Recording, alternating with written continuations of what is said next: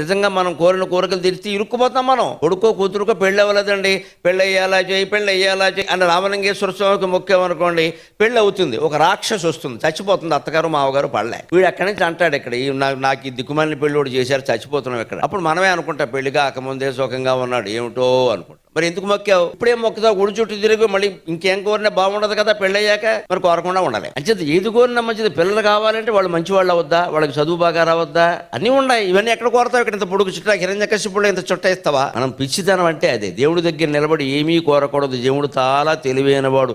మనకెంత తెలివి ఉంటే మన పుట్టించిన వాడికి ఎంత తెలివి ఉండదు. కోరితే ఆ ఒక్క కోరిక తీరుస్తాడు, దాని పక్కనంతా చెద పట్టిస్తాడు. ఏమీ కోరకుండా ఉంటే పూర్తి బాధ్యత నా మీద వదిలేశాడు, మొత్తం జీవితానికి బాధ్యత వహిస్తాడు. అది భగవంతుని యొక్క మహిమ. మనం మామూలు మనుషులుగా ఆలోచిద్దాం. ఏదైనా ఎక్కువే కావాలనుకుంటాం, తక్కువ కావాలని అనుకోం కదా.